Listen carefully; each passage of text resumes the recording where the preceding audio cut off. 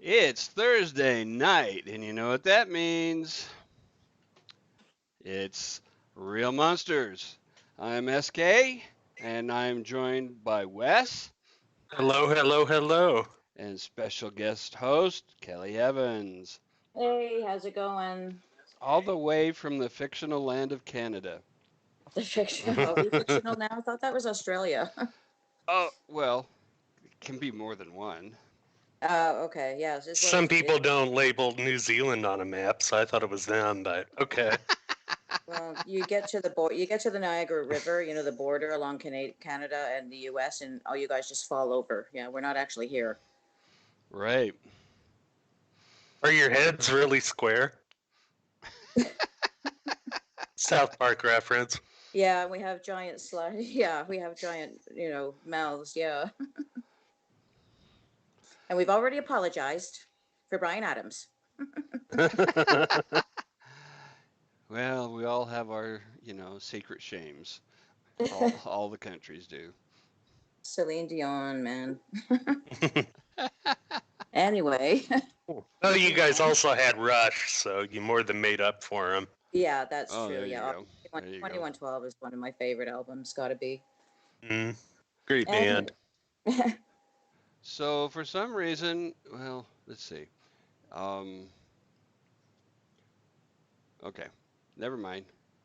I was seeing the spinning wheel on the stream. We're good. We're good. All right. So tonight we are going to talk about women who kill for money. Yep. good as reason as he. Sorry. What was that? Good reason as any was the expression. And you told me you weren't drinking tonight. Well, So, all right. So we've got three very, very curious, interesting women to talk about tonight. Well, and before we get into that, I think that it might be good to remind people that just because these women aren't killing for a sexual thrill or for some other sort of psychological cerebral motive does not make them a serial killer. When you're right. talking about Oh what a yeah. serial killer is, it's blind to motive. It doesn't matter Yes. what the motive is. Good But point. isn't there just to clear up the definition? Isn't there like a number? There has to be over a certain number. 3. Yep. 3. Okay. Three, but 3. with a cooling off period, which is what Correct. distinguishes it from a spree killing. Right. Okay. Correct. Yep. So I Okay. find there's a lot of misunderstandings when people look at it. They don't put them in the same class, I guess you could say. But the professionals who study it, they don't see really that much of a difference. So, Right. Okay. Yeah, motive is there's no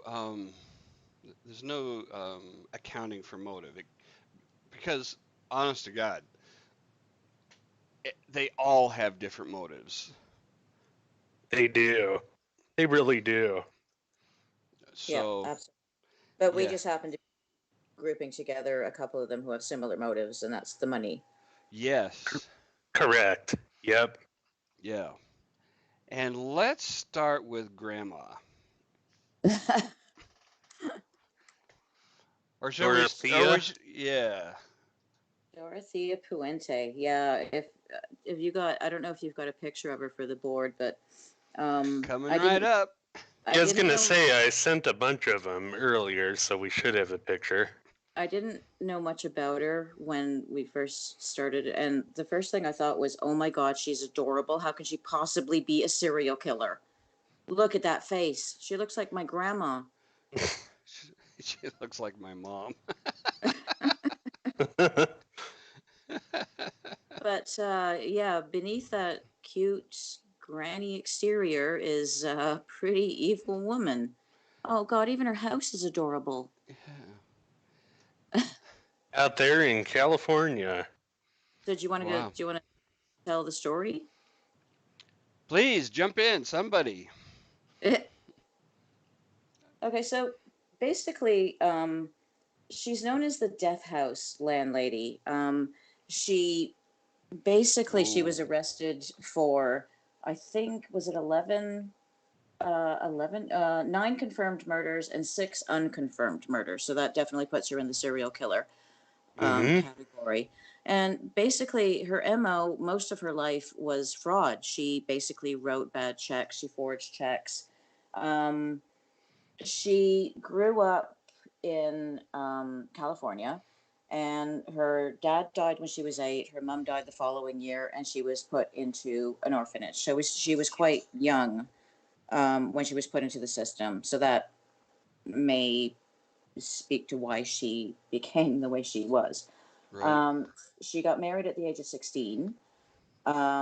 She had a couple of daughters, but for some reason she didn't keep them. She put one up for adoption, and she sent one to live with relatives. And I Weird. don't, and yeah, I couldn't find any reason why. I did a little bit more digging. I couldn't find any reason why she gave up her children. But me, that checks a sort of an oddness box. Um, she got pregnant again, and she suffered a miscarriage, and her first husband left her. Her first time is in prison was for forging checks, so she must have got herself into some financial problems maybe after the husband left her. She had another daughter who she also gave up for adoption. This time it was from someone who she didn't know very well. I don't know the circumstances. It could have been violent, but again, another child's given up.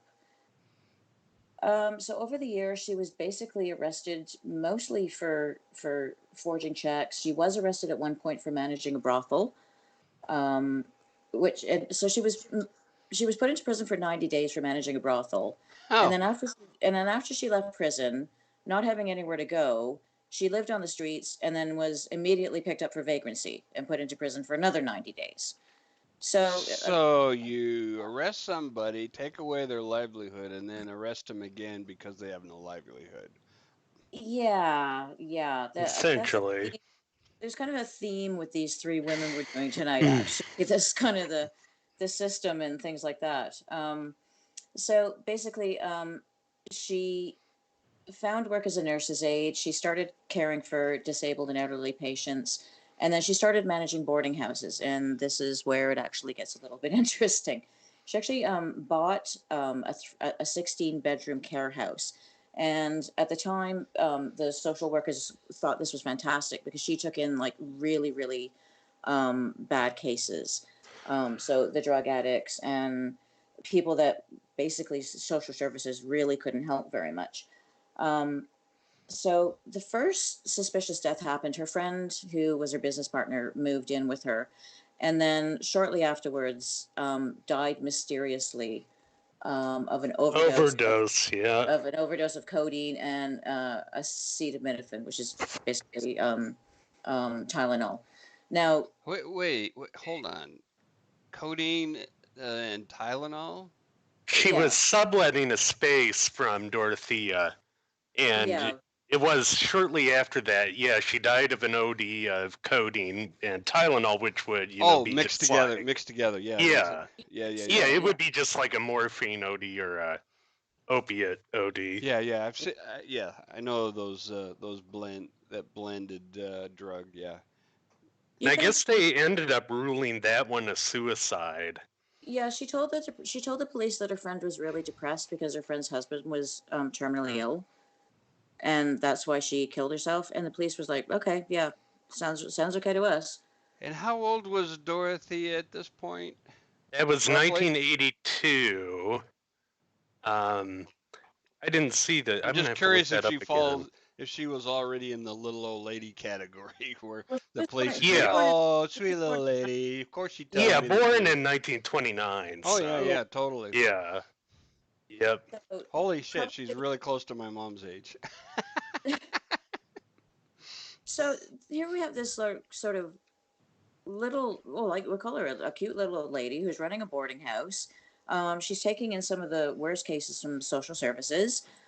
She's There are varying views. Some people who stayed at the boarding house or who know of her work there said that she was really stingy, and basically everybody's checks that came in from the government would have to go through her because they were all getting like sort of disability checks and things like that.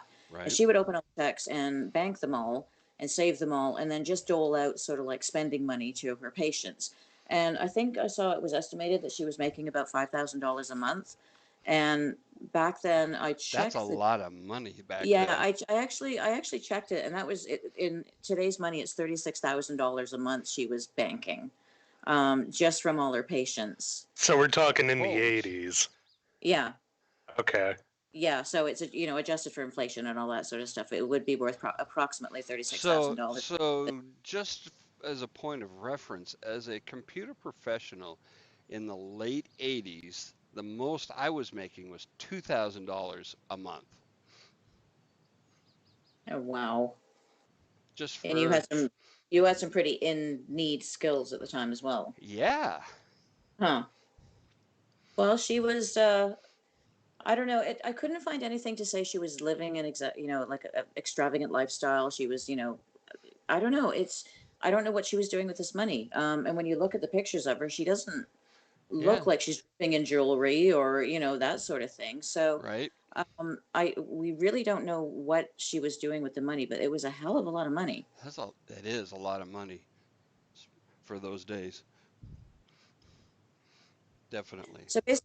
So basically, she was doing that, but also at the same time, a few weeks after her colleague, her business partner, supposedly committed suicide.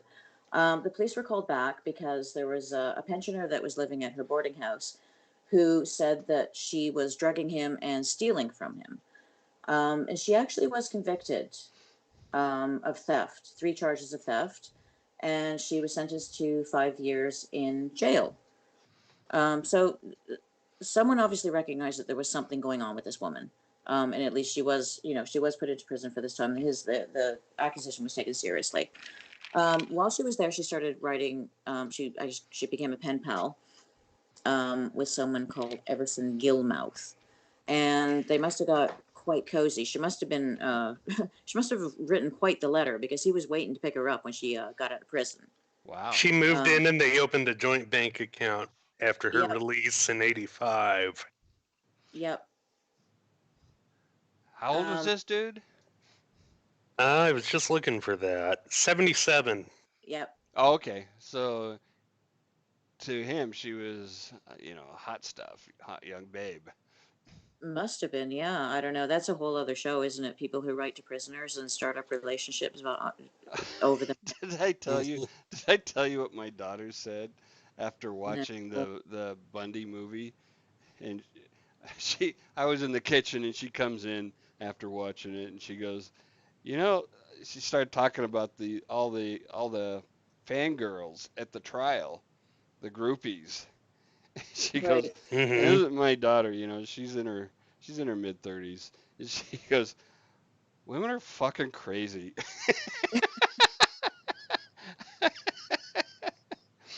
She goes, why do they Yeah. do this shit? Like, I don't know.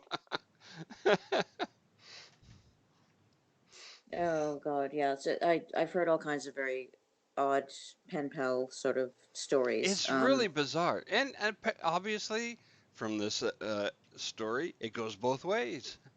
Yeah, I don't know how they got in touch, but they were making wedding plans. They moved in together, Jesus. opened joint banking. They were going to get married. And then How did so that even Dorothea, start, right? well, yeah. I mean, I don't know. I get well. He must have written to her. Must have. Yeah. Like, how you doing? How's prison? I don't know. Like, how do you even write a letter like that? Oh, you know what? You know what? I mean, we have no data, we have no documentation for this, but a lot of churches have pen pal programs for prisoners. Oh, right.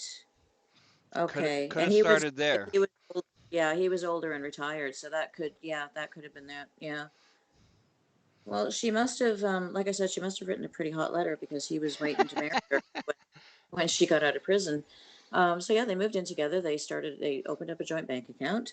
Um, Dorothea hired a handyman to do some work around the house, and then later she paid him the money he was owed, and she actually gave him a red pickup truck, which was exactly the same pickup truck that her pen pal boyfriend had used to pick her up.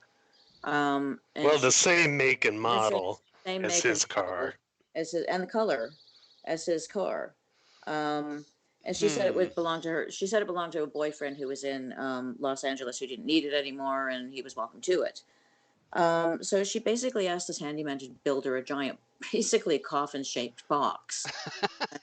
Um, she said Pure she was going to use it. coincidence that it's that shape. Yeah, she said she was going to use it for storage of a bunch of stuff she didn't need, Like a um, boyfriend. like a boyfriend. Yeah. Um, and still the handyman is like, okay, I'll do it for you. Like, he gets the truck, he gets the money. And then she's getting him to move it to a storage facility, and apparently there's this sort of like this known dumping place for household goods where people, just dump stuff. And they're driving along, and she goes, oh, well, you know what, I don't want to put it into storage, I'm never going to need it, let's just dump it here. So he picks the box up and he carries it and he dumps it.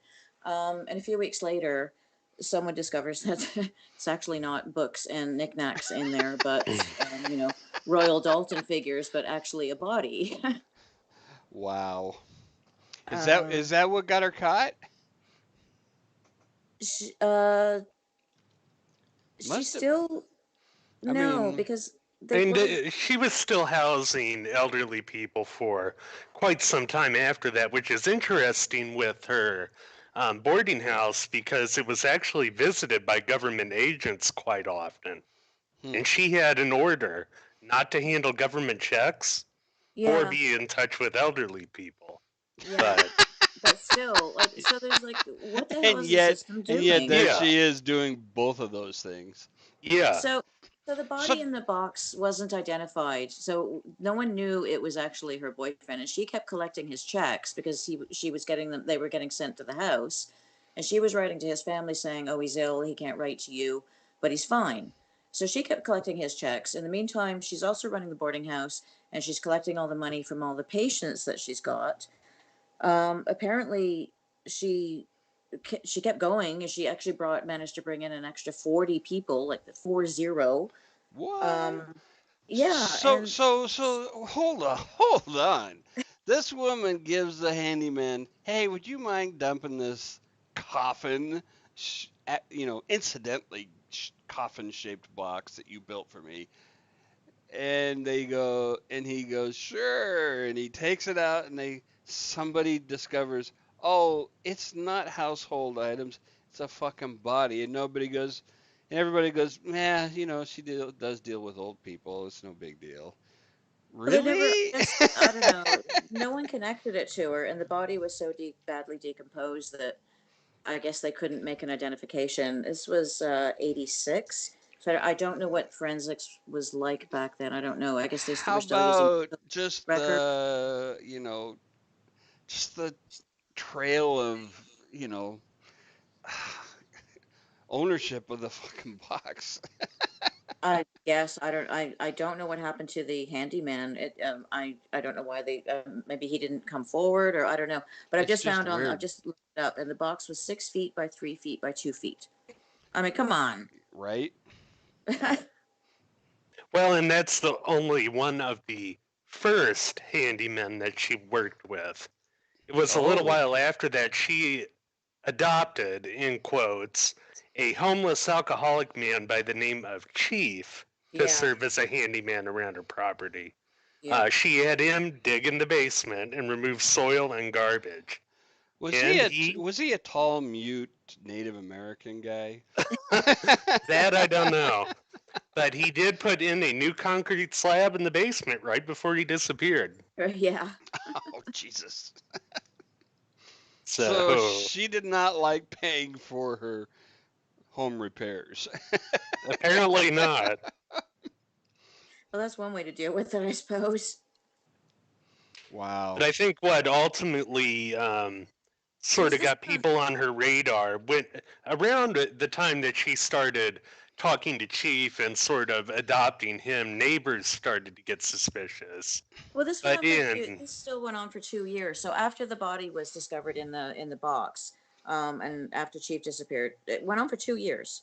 And finally, a social worker who was actually still in touch with one of the patients that was living at the boarding house reported that her patient was missing, and that's when the police finally started investigating. That was in 1988. So it was 2 years after. it was Alvaro Montoya, Yeah, but schizophrenic tenant of her it was housing. 2 years after the boyfriend in the box incident. I mean, It was after he failed to show up for meetings that his social worker got on the case. So yeah. Wow. And then apparently, when the police showed up and they looked around, they saw some dirt, fresh dirt in the backyard, and they started digging. And that's when they found a lot of people. They found 7 bodies dug up in her backyard. she I'm sorry, wasn't initially a buried. suspect either. When the investigation began, she wasn't initially a suspect. I know. I love this story. Did you know the Oh, story? Can I tell it? please. I got to hear Okay. this. Okay, so she's not a suspect, but there's police all over the house, and she's in the house, and she kind of goes, "Well, you know what? I've run out of coffee. Can I please go and buy a cup of coffee at a nearby hotel?" And the police are like, "Yeah, little old lady, you're so sweet. Look at those big eyes. Go ahead, go get your coffee." So Being she all runs away. nice and All nice, and yeah, so she attentive. grabs her, yeah, she grabs her little bag, and yeah, I'll be back later, gentlemen. And then she goes to LA. She flees to LA, Oh, man. where it gets better. It gets better. So she flees to LA, and she's in a bar, and she's been kind of known for, picking up old men in bars and trying to, get their pensions and stuff. And she hits on an old guy in a bar. Unfortunately, he recognizes her and reports her to the police. But she's still trying it. Jesus. Like the nerve of this woman. Oh, but yeah, you think, I mean, for a normal person, yes. But she's obviously a sociopath. And Plus, that's Yeah. damn near a 6 hour trip. I was just curious of the distance from Sacramento to LA. 6 hours, but like by car. 386 miles, 5 hours, 41 minutes down the I 5. without Mhm. traffic. Yeah. But the thing is that sociopaths, psychopaths, they have the game that they have to play. So, as crazy as it sounds that she just dives right in and starts again, She has to. it's like a compulsion. Yeah, that makes sense. Okay.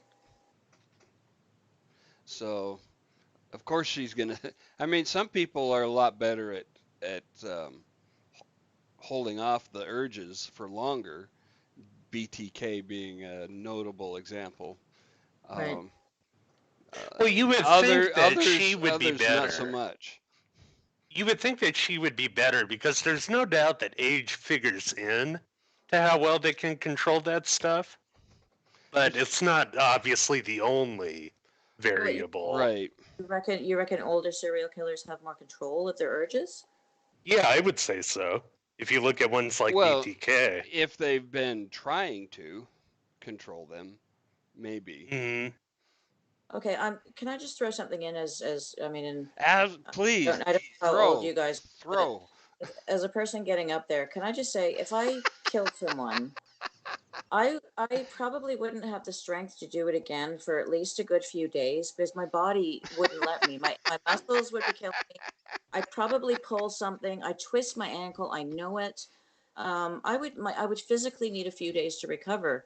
So no matter how much the brain would be willing, the flesh would be weak. So I'm wondering if that has something to do with it. Old people get hurt more.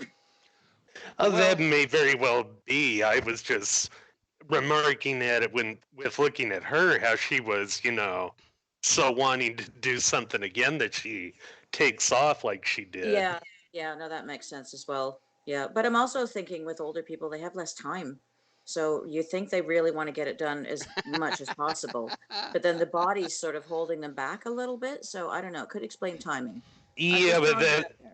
that logic could also apply to their driving, and you don't see old people rushing in terms of their driving. You well, see them slow. they're It's because we're the terrified of reflexes are younger bad. drivers. You would think they'd And want to get there fast, but nope. well, yeah, you'd think so. Yeah, that's true. Yeah, okay. Well, it's because we don't trust you youngins driving anymore. You don't need a signal anymore. Jesus. Um, anyway, so basically, she was sent to prison for the rest of her life, and she actually died of natural cause. Apparently, she was a pretty good prisoner. No incidents, and she died in 2011, and she was Because 82 years old. nobody had anything to take in prison. Yeah, yeah, I guess. No No, pensions in prison. right. So it made it easy for her to behave. Plus, they were all Uh, tougher than her. Other than that, I think I sent you a link. There was one reporter who managed to get in and sort of get friendly with her. And this is another just hilarious freaking story about this woman. Um, they eventually collaborated on a book called Cooking with a Serial Oh, Killer. yes. And you can actually buy it. It's okay. So it says it includes lengthy interviews, almost 50 recipes, and various pieces of prison art sent by Dorothea. So that's on Amazon actually. It's a real thing. It's a real thing. Yeah, you can buy it. I'm gonna post the link in Yeah, the chat. if you want to know the recipes Dorothea was serving her husbands before she killed them, this is your chance. What did they should have called it killer recipes. Ah, yeah. It might send the wrong message though. Little bit of arsenic in your cookies, and Bob's your uncle. The job's done. Man, Sorry, that was also a reference to an old movie. If you got that. arsenic on old lace. Oh, I was thinking the Jodie Foster movie. Oh, Silence of the Lambs? No, there's one she did when she was very little. I think it was a little girl who lived down the lane, or the house at the end of the street, or one of these ones. oh, okay, yeah. She lives on her own, and they want to take her into care, and she doesn't want to go into care, and she actually eventually poisons them with arsenic laced cookies. So, anyway, it's a good movie. It's worth looking up. But Not all I little think old the ladies are nice little old ladies. Get that through your head, people. but even her arrest picture that you just showed, she just looks. I mean, she's lost some weight, obviously, but she looks like someone's done her hair, and she's looking very polite. Yeah, Uh, and boom, she kills you. Yeah, well, only if you have a pension. If you don't have your pension yet, you're safe. Ah, there you go. So guys, get rid of all your money before you date little old ladies, That's pretty much it. Yeah, or really young ones, really young ones, or or sometimes or all the ones in between. ones, or yeah. All right, Okay. let's move on to an old timey killer lady, Belle. You, Hell's you, Bell. I got to do Dorothea, so thank you. You can do Uh, Belle. Hell's Bell. Tell us about Belle, Wes. Oh, just a second here. She was born a Norwegian immigrant Did to she the grow up? United States. Did she ever grow out of being Norwegian? Some people do. It's a very hard thing to do. Trust Yeah. me, I'm one of them. So, Oh, Yeah. so um, you're gonna stick up for her. 1859. Norwegian American, immigrated to the United States and found her way to LaPorte, Indiana. Which I don't know. Did we get a map for that? I did not. You missed my story about how I totally forgot we were on tonight until like a few minutes before the show. I was like, oh shit, I gotta get all these pictures up. Uh-oh. Yeah, I was still kind of Oh, running behind because of the tech goof I was telling you about when you tried Yeah. to call me. yeah, guys, that But, that could really attract listeners. You're professional. oh, I know. We made it. We did, yes. Okay. Just kidding. Oh, that's right over there by Gary. It's not far from Chicago, actually. Okay. LaPorte, right on Lake Michigan. But let's see, she moved there. Like I said, I'm still running a bit behind here. She It's actually okay. had a very cool. She actually had a very cool name. Her full name was Brunhild Paulsdottir Storset. The Brunhild is to throw a little history at you, is a very famous character in Norse mythology. Paul's daughter Mm-hmm. basically means the daughter of Paul, so her Yes. father's name and Paul, and then Storset was her last name. But I love the Brunhild. I love anybody with the name Brunhild. But yeah, she In was. Selbu, Norway, the daughter of a stonemason. Yeah, but yeah, what the thing with her was a series of suspicious fires and deaths on her farm. Many of these resulting in insurance awards. And she would Well, also well, there's the jump. thing with her. There's another thing with her husband now. Her and the other and Dorothea have something in common. So basically, she um okay, so her and her husband had a candy shop and that burned down mysteriously. And their home burned down at the same time mysteriously. And then there was a so basically she was transferring over her insurance from one insurance company to her husband was transferring it. So you know, like when your insurance is up for renewal, there's like an overlap of like a day when one policy ends and the other one starts. Well, her husband had a mysterious accident the day that those two policies coincided. So she managed to get the money from two different policies for her death. Whoa. That's an amazing coincidence. Yeah, apparently a meat grinder fell on him when he was reaching for something on a high shelf. Poor guy. I mean, the luck, it just the bad, That's just terrible luck. Oh my and he word. and he and he died on the day that both insurance policies were still in effect. I mean, wow. No inquiry and no charges filed in that either Ugh. Sorry, at Well, guys. all. I mean, Sorry, Well, I where the love, hell's the insurance adjuster with something like that? I Yeah, love where's that. the investigator? That's he'll, Sorry, so Wes, go weird. on. meat Sorry, Wes, I grinders took were over. falling off of shelves onto people like, like snowflakes in those days. It was like a hazard back in the old Yeah, days. yeah. I mean, Well, her husband's family even demanded an inquiry, and they didn't bother to investigate it. So that's weird to me. Well, she had just gotten two life insurance policies, so maybe she was greasing some palms.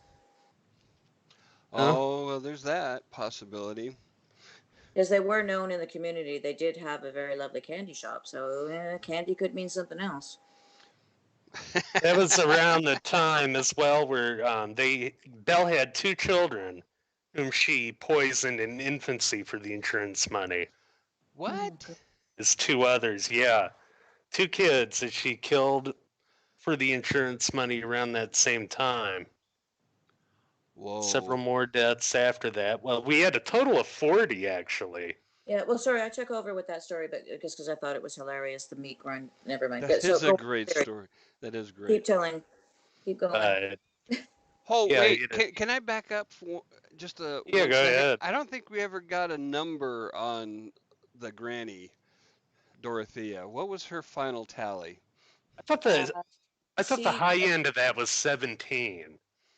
okay, so it says her total count reached 9 confirmed murders and 6 Yeah. murders. So Okay. yeah, Okay. All right. So onward. Yeah, The 40 murderous victims on the Norwegian lady. property. um, let's see, where were we? So she Yeah, killed they it. had She the killed her own children for insurance money.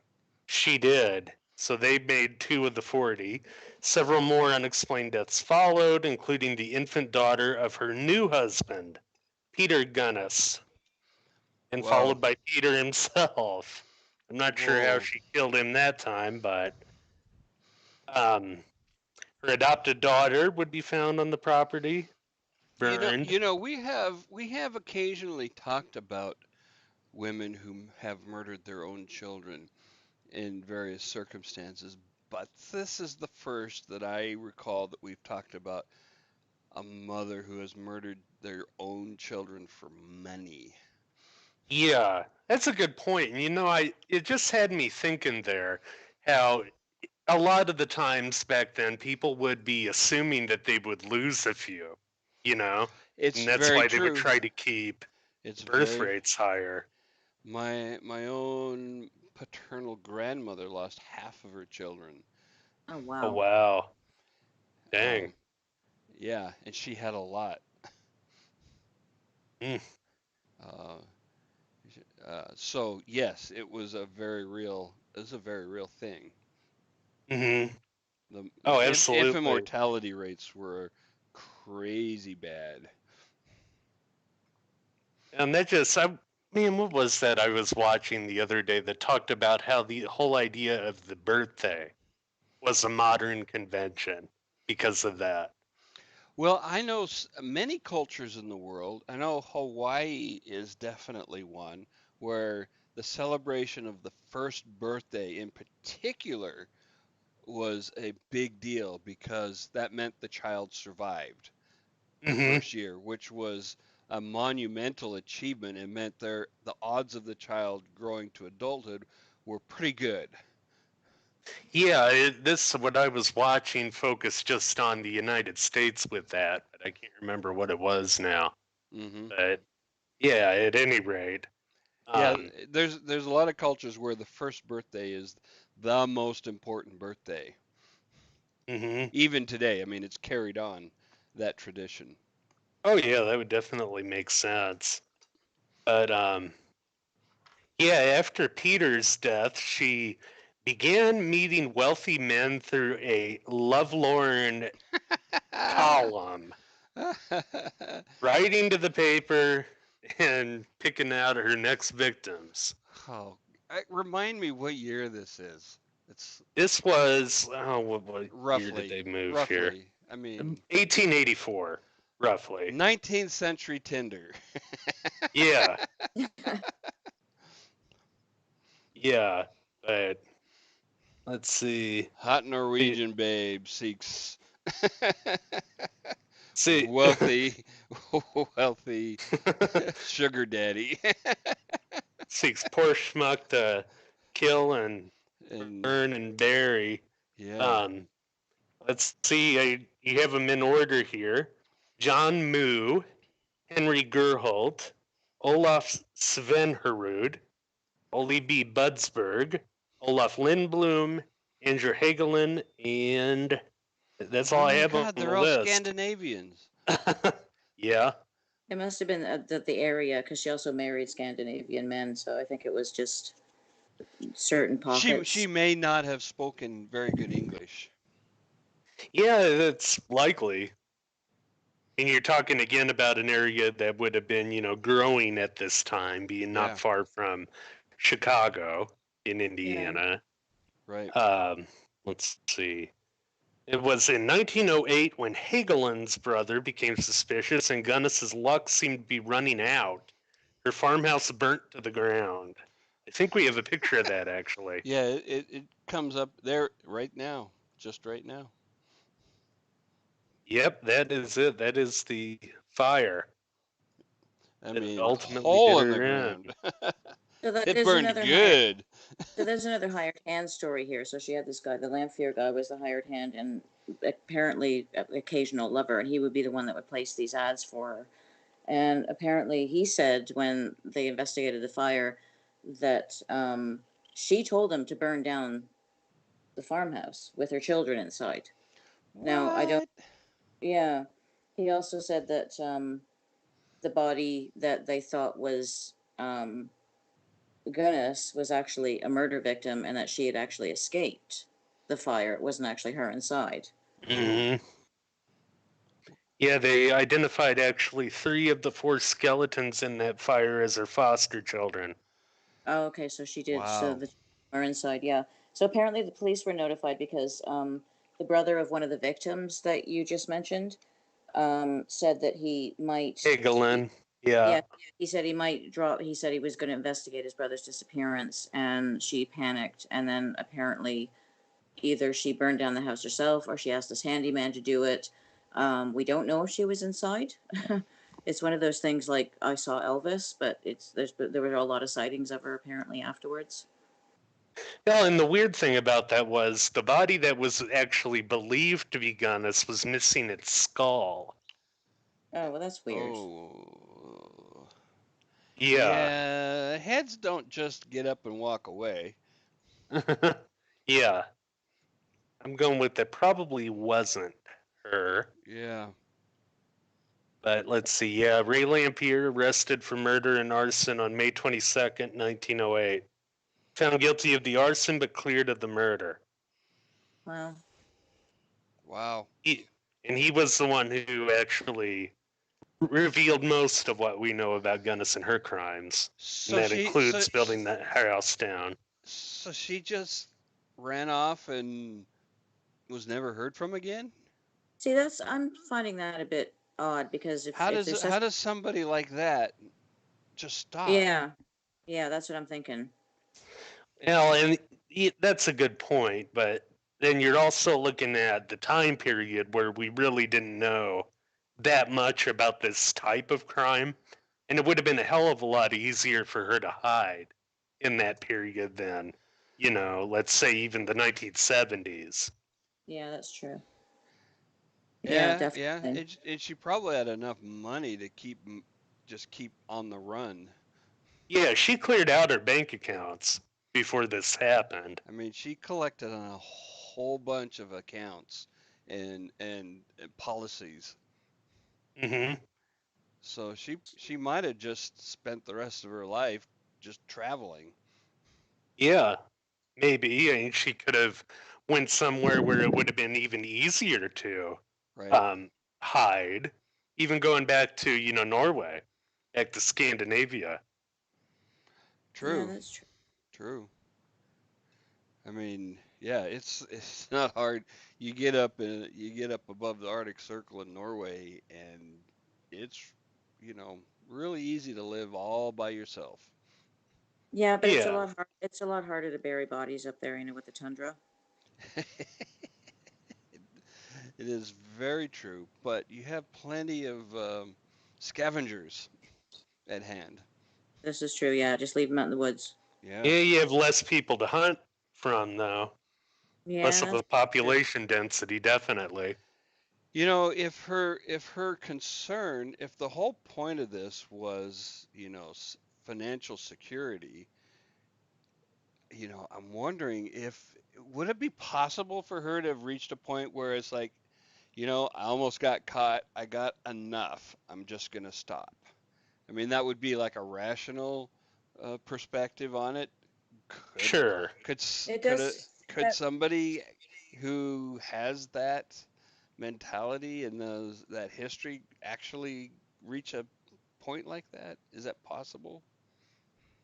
That's that eternal battle of, impulse versus the will once you get down to it. And I don't know. I mean, even with DTK, he was trying and, he just couldn't do it.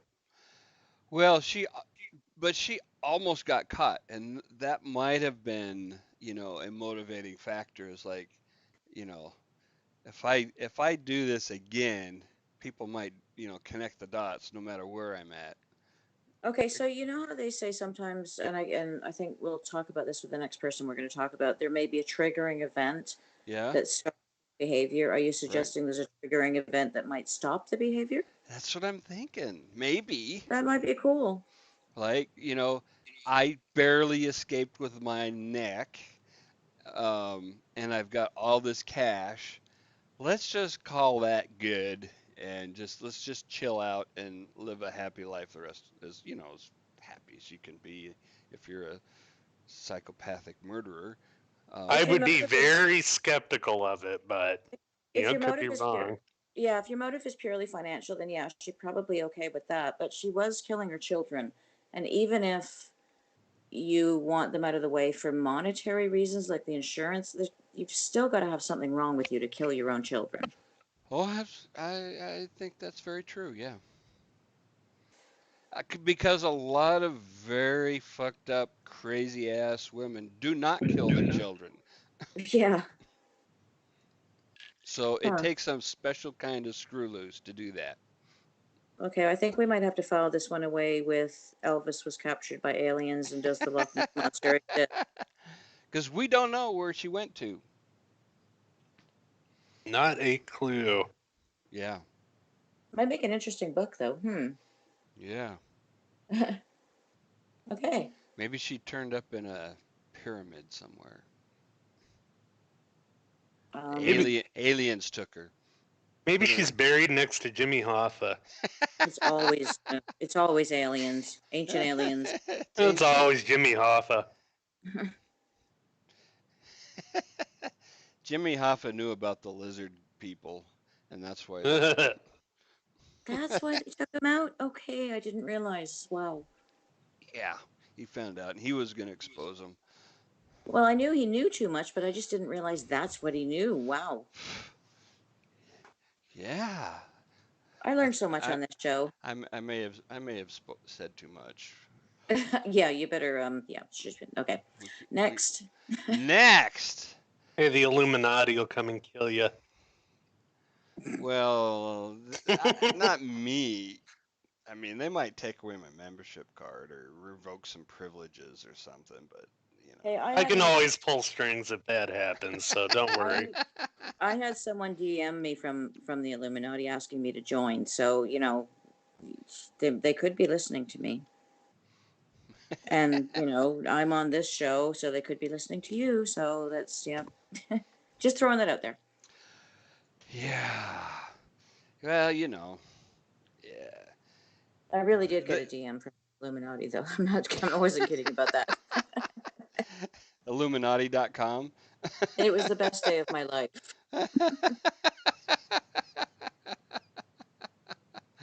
Man, I'm jealous. I think I still have the message. I should send it to you. It's awesome. So, coming up, coming up, we have a very interesting case. So interesting, it was made into a movie.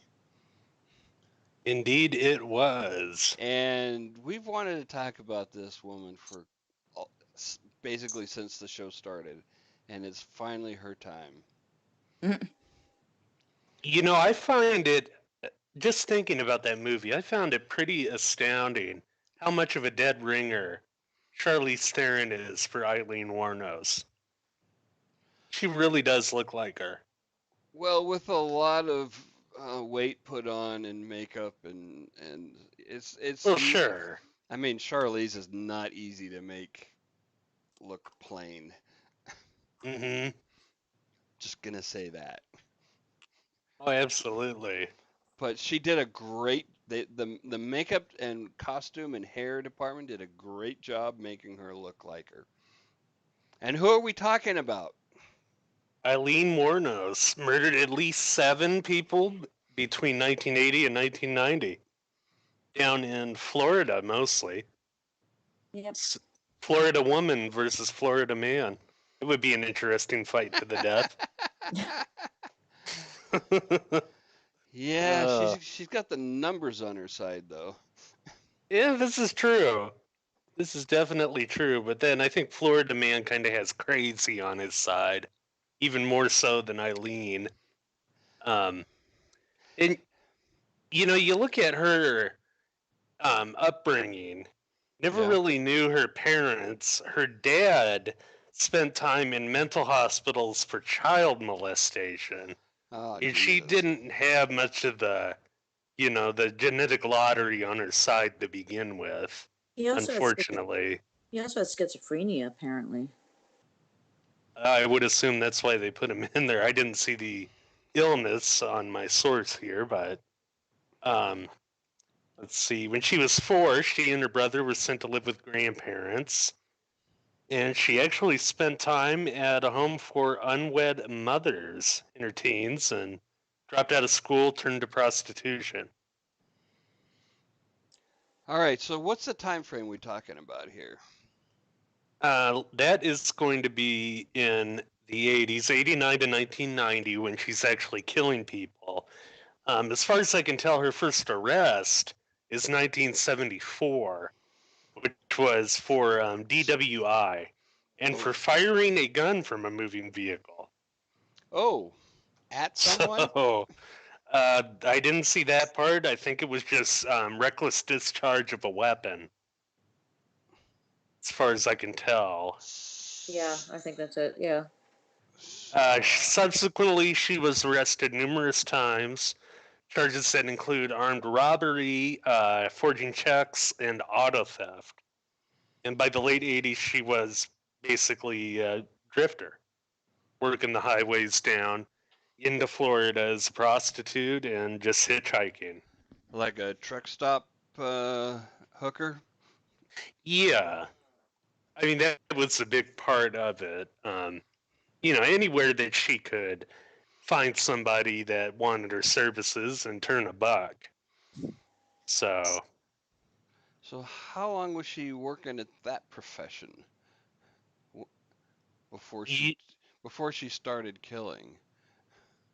I would say maybe 10 years Oh, from what I substantial was amount looking at. substantial amount of time. And that would lead me to believe as well that there was most definitely violence in that time period. When you're talking about what she's doing, I Well, wonder how much when of it she, wasn't building up. when she was first hooking, she'd actually got kicked out of the house when she got pregnant. And apparently, she got pregnant by a friend of her grandfather's. And then he kicked her out of the, What? and she didn't have anywhere to live. So she was actually living out in the woods, like on the edge of town. And apparently, all the townspeople knew she was living there. No one actually offered to do anything for her. So she was hooking for money to like buy food and stuff. And then she was like living kind of rough for, and she did this for nearly a year, I think. So she was not socking away money for retirement. She was. No, no. She, No, and then she finally moved down to Florida. survival. Yeah. I'm gonna coin a term: subsistence hooking. Yeah, Yeah, seriously. it's basically what it was. And then basically the weather was too bad and she moved down to Florida and then still that's when she, continued with the hooking. Wow. But yeah, I thought I'd throw that in because I think that's Yeah. shows a little bit like a little bit of her background. But yeah, 7 different motorists, and they think she killed actually an 8th, but yeah, convicted of 7. Convicted of 7. Yeah, left their bodies along the highways of Florida and South Georgia. So she. All right. So walk Or me through her MO. that would, man, I'm gonna have to find that too. I Like I mean, said, I'm still kind of playing catch up a bit. it's okay. It's okay. I was I was so unprepared tonight. I almost didn't have the pictures ready for the show. Yeah, So that you know anything about these things is you got me beat. That's why I play the ignorant host who doesn't know shit about these people because I I'm did good at watch it. I did watch a lot of the documentaries that were made about her just to hear things from her point of view. Yeah. The ones I watched were the Nick Broomfield. He did two of them. One was Eileen selling a serial killer, and then there was another one that he did as a follow up to it. And he got access to her in prison, and she kind of flip flopped around a little bit on. You were talking about the MO, and she said that basically what she would do is she would get into the car, kind of decide, kind of like get a feel for the situation, and then basically, they start talking about prices or whatever need, whatever, Mm-hmm. and he'd be a client. But then at other times, she would be like, "Well, I thought this guy was nice. I got in the car with him. He tried to rape me, and uh, I she always had a gun on her, like always had a gun on her, and a lot Mm-hmm. of the arrests in her from her child from younger years as well. She had a lot of gun issues, but she would say, "Oh, well, he tried to rape me, so then I pulled out my gun and I shot him." Well, and that's the thing when you look at what she's doing, it adds in a whole lot of gray areas there. I would Yeah. it, there's got to be, I would think, even more violence in that than what we know. Well, And that gets back to what we've talked about before, SK, with it being a black market thing. You know, it's shady, it's underworld, yeah, and yeah. And the thing that the people fucking abolitionists um think they're protecting the women by making this shit illegal, and they're doing the exact opposite. yep, I Um, couldn't agree more. the making prostitution illegal puts women in danger. It absolutely does, and it makes me wonder what would have happened if somebody like Eileen Warnos could have went to the cops if she was Yeah, accosted by a John and said, absolutely. "Hey, this guy assaulted me." Right. You know, would we have these 7 bodies on our hands? I don't know. Well, there's a particularly with Eileen, there's a lot of what if this happened or what if that happened? What if she hadn't got kicked out? What if she hadn't got pregnant by her grandfather's, friend? There's all kinds of stuff like that. Sure. Well, I The- mean, the- we all have Before you that even kind get of, to the we all have prostitution, that, yeah. whether or not we've murdered anybody, we all have those times, and we've all reflected back on them. What if things had gone different at this point in my life? Um, uh, we don't all, I mean, an unfortunate number of people do experience violence in their lives against their persons, and an unfortunate number of those are women and children. They do not all go around, eking out vengeance. Thank, No. thankfully. Oh, yeah.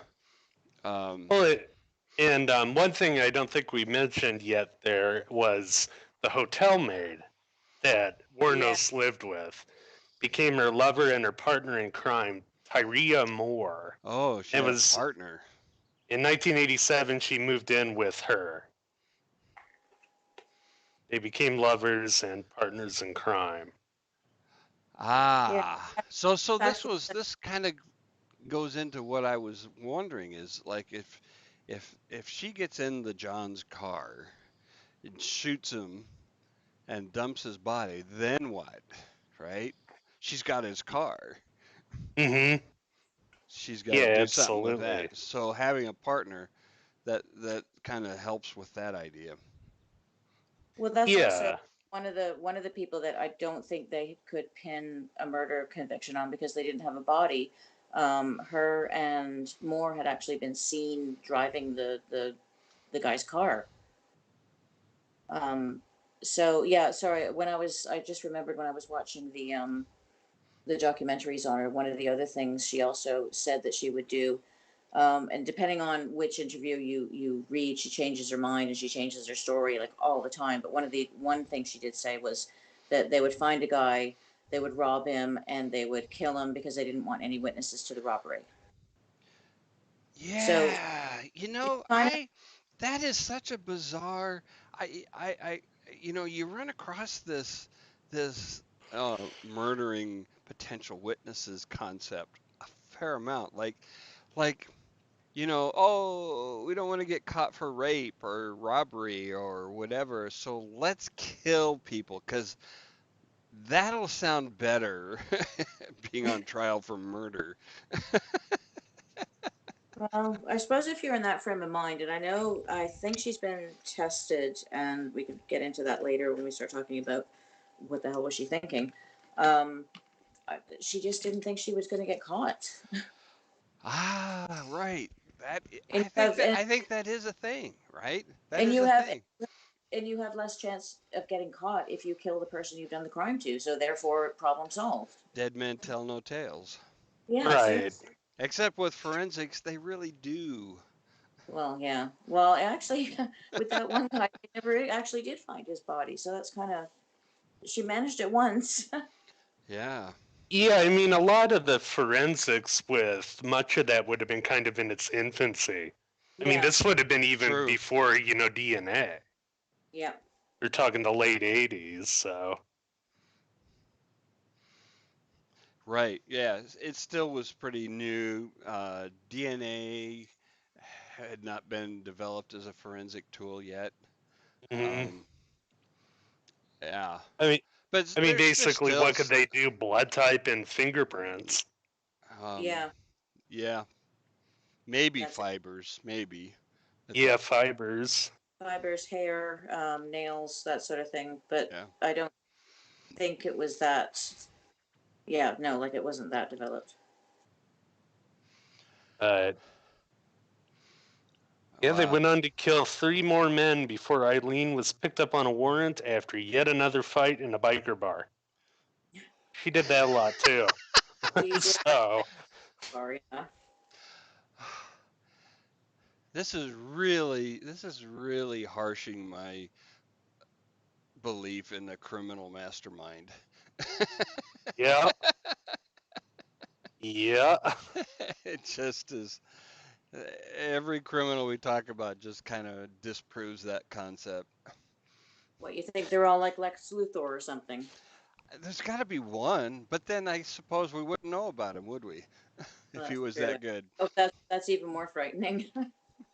But yeah, they booked Eileen, and Moore had left her by that time, going back to her home in Pennsylvania. And that was Well, where okay, she was apprehended the day after they booked Eileen. so Oh, she's so she. Moore was Moore was horrible. Oh, sorry. Go on. You say what Moore did. Yeah, please But tell me. I'm glad she yeah, got picked up too. it didn't take long for her to flip on Eileen. Um, let's see, in the days immediately following the arrest, Moore was back in Florida, staying at a motel the police had rented for her. There, she made calls to Warnos in an attempt to elicit a confession that could be used against her. Hmm. Let's see. And after a few phone calls, she kept saying things like, "The police are always visiting me. They think I did it. They What pin am I all going the blame on me. to Yeah. do? They're going to blame me." So finally, yeah, Eileen, they have her on the phone because it was all recorded, saying, "Well, I admitting it, I did it." Um, Yeah, she would be basically begging her to go over the story step by step yeah, in the calls. Well, while Eileen's in jail Yeah, essentially. yeah. and not realizing that they're just listening into every fucking thing, they don't even need a goddamn warrant to do that because she's in jail. Yeah. Another little chip in the master criminal Yeah. edifice there. Wow. So Well, she remember, confessed to several of the murders, but insisted over the phone that the killings Moore had not known about were all attempted rapes. but remember, And she also claimed that she was in love with Moore, and she actually, right up until her death, she claimed that she was, still in love with Moore. So I don't know.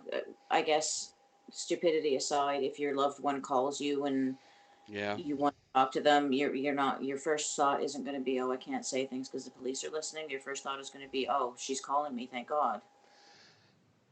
Yeah. there was some interesting stuff when she was in prison for the murders.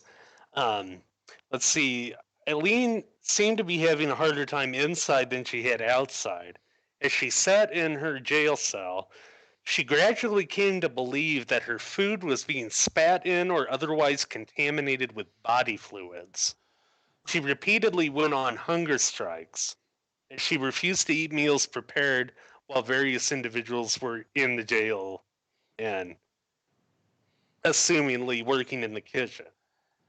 You know, So she's the problem with being paranoid is you could be right and nobody will believe you.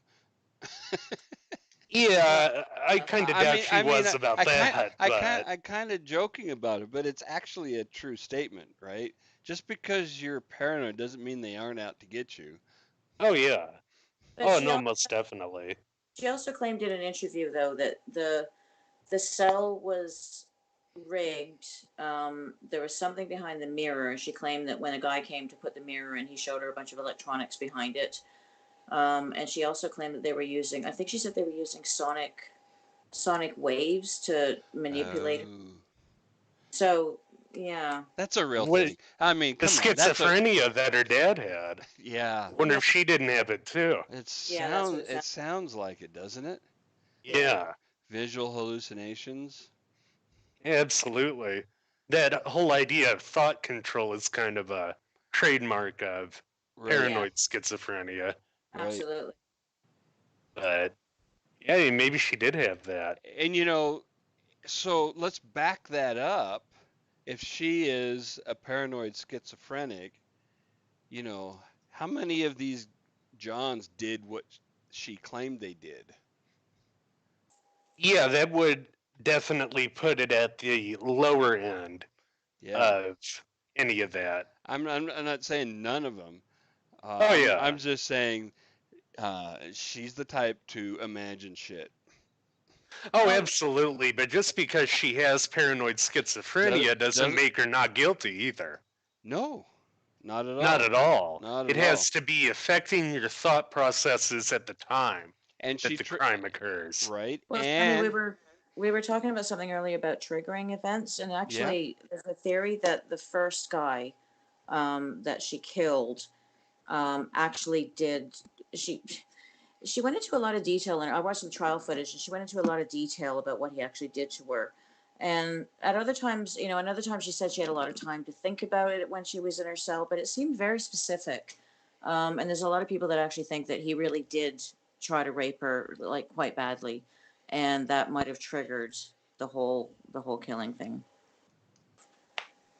could So very that well one may have be. been true, but the other ones probably or may not have been. Yeah, that does make a lot of sense.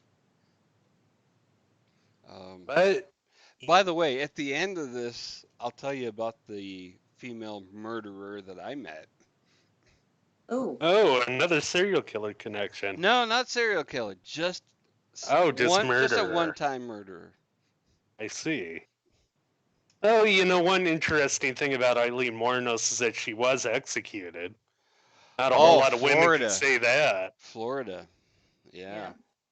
And it was during an election cycle down there, so it would have Yep. it would have been voting. The voting polls would have been a factor in going through with the execution for Oh, sure. absolutely. It was one of the Bushes running, and he was running on a platform of being tough on crime. Was that Um, Jeb? hmm Was that Jeb yeah, at that time? Jeb, yeah. yeah. So he was 2002. Yeah, so he was the one that actually signed the warrant because it had been kind of waiting around, and they were trying to tell her that you know, trying to get her to fight back. And at one point, she said, "Well, she did want to die, and would they please sign the warrant?" And it was all very. She had a sleazy lawyer, and she had a. I'm sure you'll get into that, but she had a sleazy lawyer and a friend who had adopted her as a daughter, and it was a very odd situation. And they convinced her that if she confessed to everything, then she would be good with God, and that she should go ahead and get the execution. And it was all just weird. But yeah, Whoa, he actually that is signed it. that, He actually signed it a month before the election. wow. So it was Her very. official diagnosis was a psychopath with borderline personality disorder. Borderline personality is a strange thing. hmm Uh, um, I've actually I know someone in you know an former in-law in my family who was diagnosed with that, which and it was so bizarre because like in my interactions with her, she was quirky, but you know, really nice and fun, right? Hmm. But my brother had interactions because he was married to her that were much less so, a lot more scheming and diabolic. Wow. But I always Mm. liked her because I wasn't married to her, Uh, you It know? might say something about you, though, more than her. It could be both. I hadn't thought of it that way. Hmm. yeah, her last words were, "I'd just like to say I'm sailing with the Rock, and I'll be back like Independence Day with Jesus, June 6th, like the movie, big mothership and all. I'll be back." Whoa. That is a weird thing to have as your final words. Yeah. Yeah, it is a bit weird. Oh, let's do a thing. Let's do a thing. What would your final words be before being executed? And I use executed, and it could be for whatever reason, doesn't matter. Because most people don't know exactly when they're about to die, right? Yeah. Okay. So it's a Have plan. some fun in hell Yeah. before the devil knows you're there. Good one. What about you, Kelly? Oh, probably something stupid like I shouldn't have had that last sambuca. Because how the hell did I end up here? Man, something went seriously wrong. Sambuca. It was my great grandmother's favorite drink. The Oh, New Orleans one. She loved Sambuca. I would do something to make the conspiracy. I'd want to say something that would make the conspiracy theorists and all of the crazy people out there think I knew something. Like some oh, map coordinates and some lingo that would just drive them off the edge of the cliff, right? Like there's some treasure or there's some clue and here's this map coordinate and some shit like that. we actually played a game like that on Twitter a couple of weeks ago, and it was basically, you know how like Viking longships were when they were buried in like the Viking burials, they had like swords and shields and jewelry and everything that they wanted. So we were kind of imagining what we would be buried with, so that we could really, really mess with archaeologists. Yeah, yeah, like that. Yeah, I'd want to start an entire movement with my final words. that's it. That's going to take some planning. You're going to have I to plan. well, I mean, if you're on death row, you got the time to really think it out, right? Well, that's true. Yeah. Um, so that's what I'd do. I'd really fuck with people's minds. That sounds like a lot of fun. I are you? I don't know if this is. I don't mean to be disrespectful or anything, but are you allowed to have music playing? Like, can you choose music when you I like? don't think so. Okay, I just because I thought it might be nice to let if you were able to Have a choose your favorite. soundtrack? Yeah. That would be cool. Do you think Charlie Manson was listening to Helter Skelter when he croaked? He's probably still watching TV like he did for years after getting in. Yeah. That's weird. Well, they give you a last meal. Like Eileen's last meal, apparently, I think she had some KFC and chips or French fries. Oh, I think that. you So know what? That's if they give actually you a not a last bad meal, call. yeah, if they give you a last meal, they should probably give you, like a last song. Yeah, Last I think playlist. yeah, I think my last meal would probably be Taco Bell because it gives me such bad indigestion that it wouldn't matter. You just make a mess of the place, right? Well, yeah, if I'm going Why out, I'm going not, out with right? bang. Yeah. Anyway, little off topic. Wow. So, Eileen, Oh, man. can I say if anybody hasn't seen those Nick Broomfield documentaries that he did, they are actually really, really interesting. Because he does get a lot of access to her like one-on-one interviews, except with first camera guy. So anyway, um, and you get she's such a fascinating person to watch. Like she's really I don't know, it's mesmerizing watching her. Hmm. And Charlize Theron does a great job portraying her. What was the name of the movie? Monster. Monster. Monster, right? Yeah. If you didn't know it was Charlize, you would not know it from looking at her in this movie. She does, Wow. and she really portrays her, I think, in a very um, empathetic way. Not necessarily sympathetic, but empathetic. Oh, wow. Oh, do you know? I don't know if you watch American Horror Story, but they did the hotel Yeah. season. They did hotel. They had a an episode towards the end of the season called Devil's Night, where they had all the serial killers got to come back to life for one, like, will come back as ghosts for one Oh, night. okay. And they had Lily Ray playing Eileen, and it was actually really good. She did a great job. Oh, that's cool. I don't think I've Yeah. seen that season yet. Oh, it's so good. So, when I was a senior in high school, um, I took a course on uh, criminal justice, and we got to do a lot of pretty cool things for it.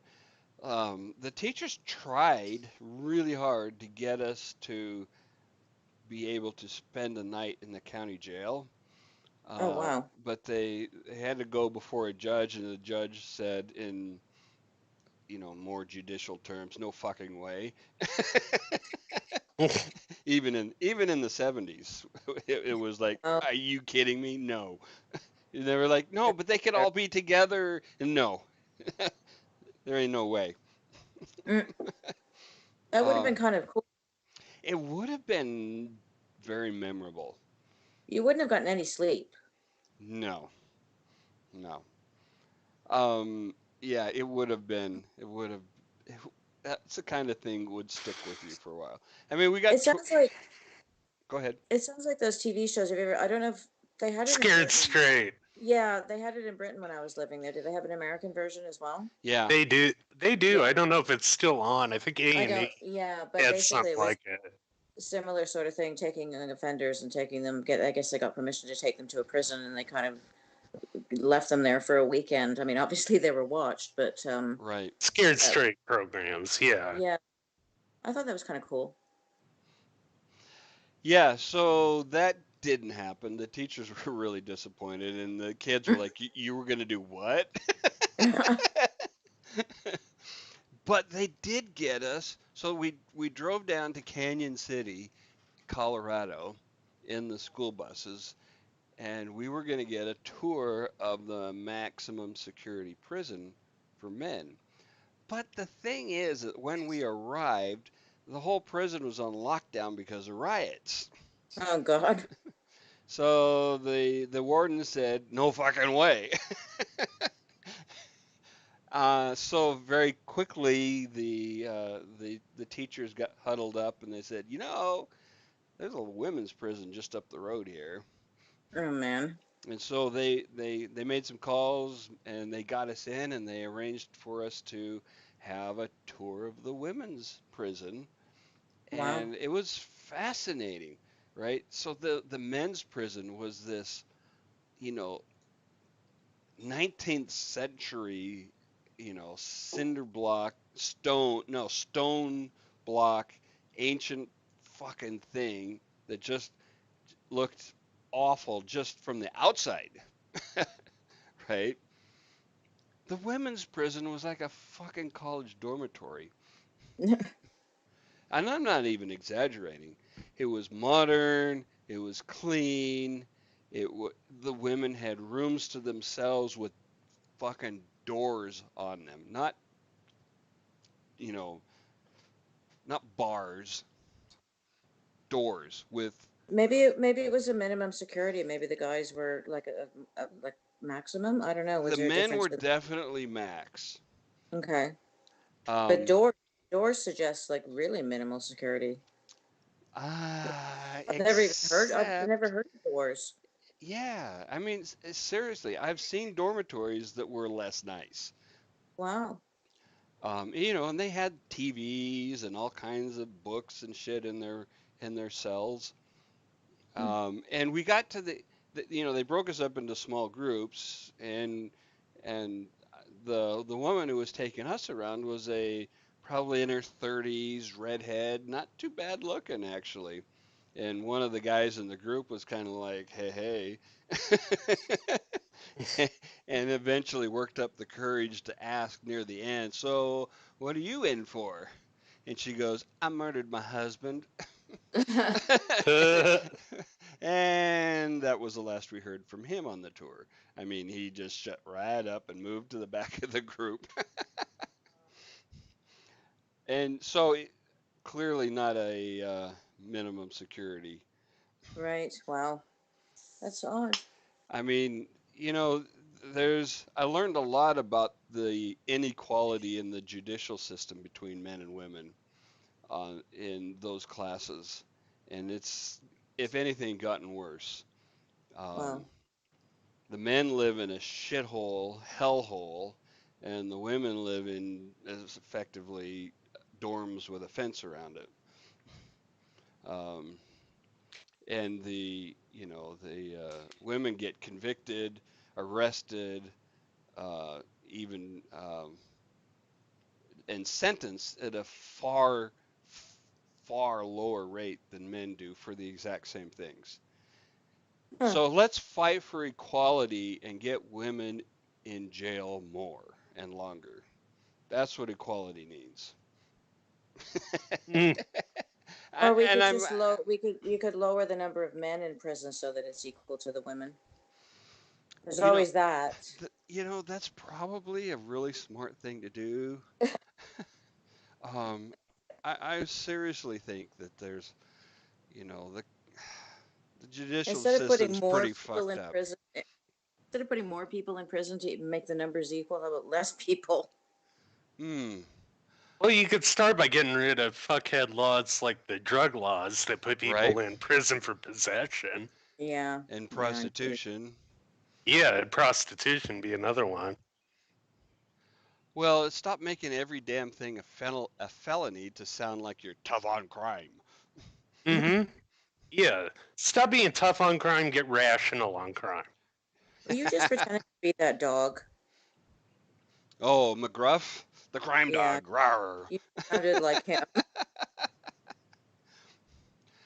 The problem, it's been estimated that in the United States, the average person commits 3 to 5 felonies a day without realizing it. Yep. Holy cow. What, like jaywalking and stuff like that? No, jaywalking's not a felony. Isn't it? Oh. It's not even a misdemeanor. It's just a ticket. There is a fantastic Twitter feed, and I can't remember the handle of it, but what it breaks down to is a felony a day. That's all they tweet. It's just one section of the U.S. code that's a felony you didn't know. Oh, that's awesome. It's gonna bug me until I remember what it is now. It's a fantastic feed. Yeah, yeah, yeah. There are so many fucking laws to break, and as one philosopher said, law-abiding citizens are of no use to the government. Crime a day at Crime a Day on Twitter. Let's Yeah. see, just to find one that's an example. 16 U.S. Code makes it a federal crime to import mixed caviar coming from multiple species of fish unless you know exactly how many fish eggs came from each kind of fish. That's Some of these are really funny. Let's Yeah. see another one. 7 U.S. Code 8303 makes it a federal crime to bring a rodeo pig, circus pig, racing pig, or state pig back into the United States after performing in Canada, damn Canadians, unless it has a valid U.S. health certificate. What the fuck? Hold on, I'll post it. Let's see. 50 U.S. Code makes it a federal crime to bring a slingshot to CIA headquarters. oh my god. uh, 21 U.S. Code makes it a federal crime to sell tomato juice that isn't red enough unless you expressly warn people that the juice has poor color. Okay.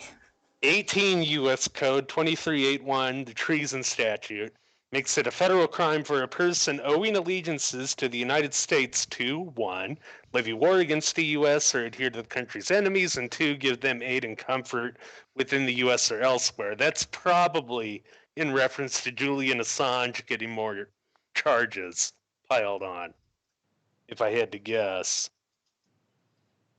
21 U.S. Code makes it a federal crime to sell antiperspirant with, quote, all-day extra effective protection unless it can sustain 30% sweat reduction over a 24-hour period.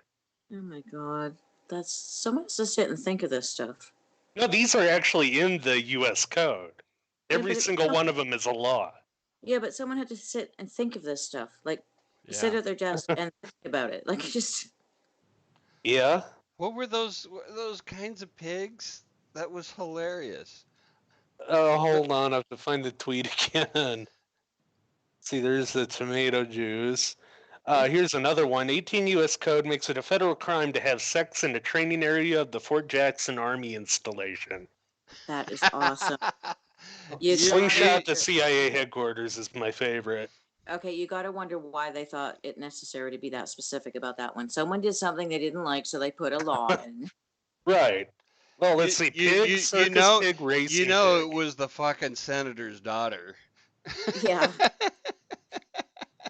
I'll teach and that her. and that Johnson cadet. Yeah. I don't even know what a circus pig, a racing pig, or a stage pig is. Stage pig. What the fuck?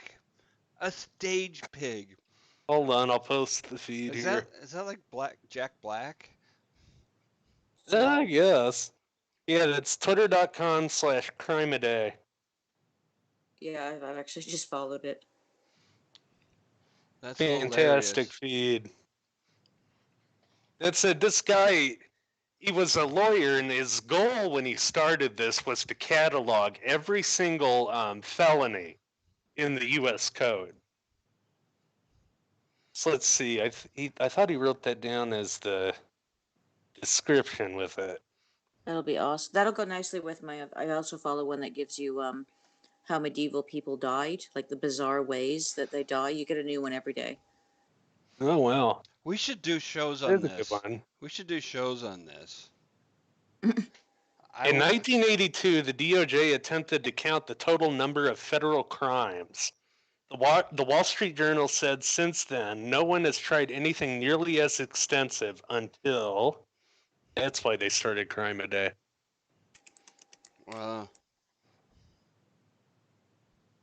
How to Become a Federal Criminal, an illustrated handbook for the aspiring offender. Out June 4th. oh my God. Yeah, we totally should do ways people die in medieval times and stupid crime laws. Yeah. Yeah, that would actually be quite fun. 18 U.S. Code makes it a federal crime to fraudulently pretend to be a foreign diplomat in the United States. That You know, actually there's a makes a little story. sense, actually. I gotta say, that actually makes a little bit of sense. You know, there's a story behind every single one of these. It's I hilarious. It's got, know, and they all right? involve university students Almost. Or the daughters and sons of of senators. politicians Yeah, who are university students. yeah. It's always university students or aliens.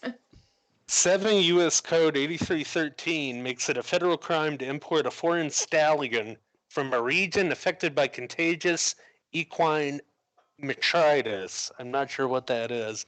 If you don't wash its fully erect penis on 5 consecutive days and apply ointment to it after it's tested negative for the disease. Jesus. Wow, that's very specific. Who wants that job? Huh. And should you hire the person who wants that job? Maladjusted one has a good idea. Each one of you find a law and have to research and present it. Then we vote on the best. Oh, Uh, okay, we got okay, like and we gotta put the name of the sponsor to the The law. sponsor. Oh, okay. The person who proposed this fucking law. I want to know names. I want names, man. Okay, so wait a minute. I'm good with that. Let's do it. I'm a bit of a medievalist, so are we talking just U.S. laws, or is this free No, range? free range. Anywhere in the Uh, world. any time period? Why not? Yeah, Oh, that's fine. okay. I think we might get rid of that idea of the sponsor, though, if we're going to go old school with it. Well, I Yeah, I mean, well, guess you could just do if the it's emperor. available, if it's Yeah, available, if it's there. yeah. there's still some pretty really bizarre like laws in London that go back to medieval times because they've got the history. They're just so bizarre. So I could use some of Well, those. there's bizarre current rules. You know, I was in London. I was in the UK about 10 years ago, and I was thinking about what kind of souvenir do I want to take home from England, and I thought, what better souvenir than a sword? Oh my You can't god! I really fucking buy a sword in England. you What Yeah. the can't take a sword on hell? the you can't take a sword on an airplane. In luggage, not Oh, I not an see. overhead, You can right? get sword. You can You get can have it swords in shipped. England. You have to have like special like fucking licenses and permits or shit, Because they or don't want people walking replica around with bullshit. swords. They don't want crazy people walking around with swords. You don't have to make it illegal. Jesus, I mean, if you can't get a sword in England, England's in trouble. I mean, Jesus, the whole country is built on swords. I had a sword when I was in England. I fenced when I was in England. Is that a different kind of sword? You talk a Yes, medieval sword? Okay. yes, I'm talking about a two-handed broadsword kind of shit. You know, Yeah. maybe if we'd gone to Scotland, it would have been better. 21 U.S. code makes it a federal crime to sell bone and pickled pig's feet if the label doesn't show that they still have the bones inside. Oh my god. What? Well, you can't sell fillet of pig feet and have the bones in. That's just Ugh. deceptive. By the way, I want to make a quick announcement. Next week, Real Monsters will be on Friday and not on Thursday because there's a special Dead Man's Tome episode, book release, something, something, something. Tune in to Dead Man's Surprise. Tome to know what that is exactly. I'm too lazy to pay attention, except to know that we get to be on Friday instead of Thursday. That might be a good thing to do on our special Friday event is Crazy Laws. Or we can put it off. We'll talk about it.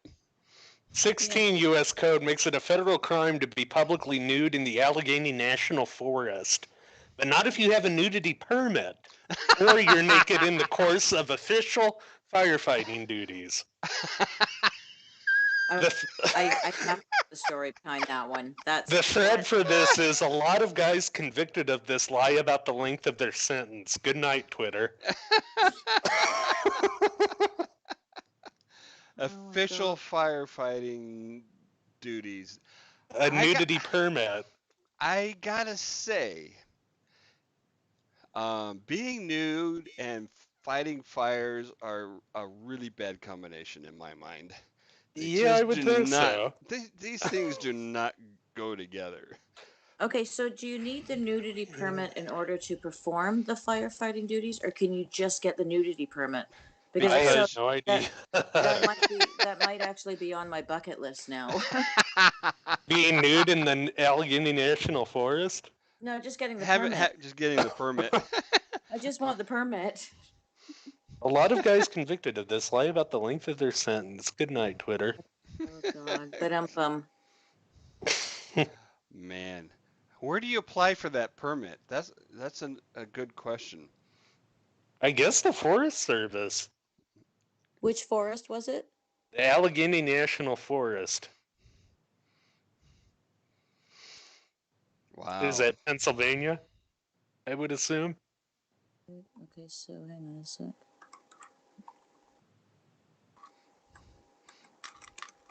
I This wonder is a how old that law is because I'm not seeing anything. this is a long way from sweet old grannies murdering people. Yeah. I actually just came up with an article that says nudity isn't illegal in national parks, but don't do anything weird. Well, that's national parks. Forests are different. Oh, right. Okay, got it. Well, apparently you can be nude in national parks. It's your right in the states. Freedom of expression. There you go. Huh. Okay, well, I think that's as far as I'm going to go on that search. Yeah. Some people are really happy expressing their limitations. Hey, they're just communing with nature. It's nice. What was it David Niven said about the streaker? Oh, I'm not even sure. Oh my God, that was hilarious. Anyway, we're getting way off topics. Yeah, Way off topic. This we've has been gone a from fun show tonight. women who kill to streakers in forests. Yeah. Um, Tune in next week on Friday for Real Monsters and Dead Man's Tome. Monday, Wednesday, and Fridays normally, but next week, Monday, Wednesday, Thursday. And good night, everybody. Night. Night.